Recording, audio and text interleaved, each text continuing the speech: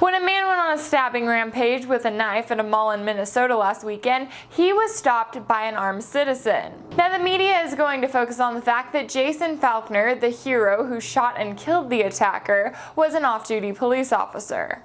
But there's more to the story.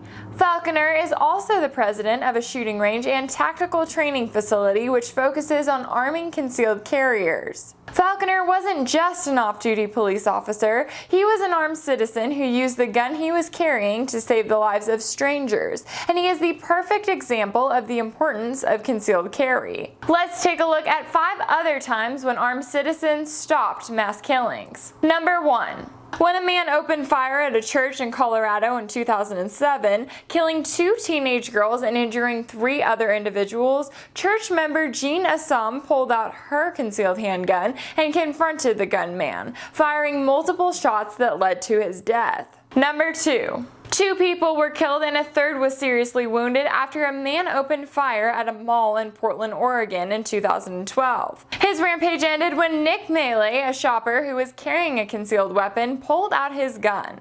While Meili did not fire any shots, the sight of another firearm was enough to send the attacker running to a stairwell where he shot and killed himself. Number 3. When a patient at a psychiatric clinic in Pittsburgh opened fire in 2014 and shot and killed his caseworker, he then began to fire shots at his doctor. But the doctor shot back. Dr. Lee Silverman, who was carrying a concealed handgun, shot the attacker in the torso 3 times, killing him before he could continue his rampage throughout the hospital. Number 4. When a man opened fire at a barber shop in Philadelphia in 2015, a man with a concealed weapon was nearby outside. As soon as he heard the gunshots, he entered the barber shop and shot and killed the attacker. Number 5. When a man opened fire on a crowd of people in Chicago in 2015, a nearby Uber driver who was carrying a concealed weapon pulled out his gun and fired several shots at the attacker. While he didn't kill the man, he did subdue him until the police arrived and found him bleeding in the street. People often say that more guns don't necessarily make us safer,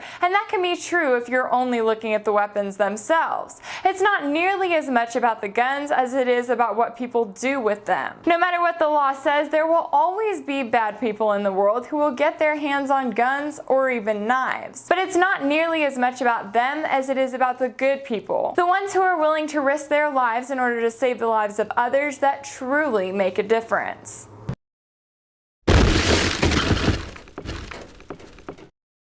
If anything in this video resonated with you, be sure to share it on social media.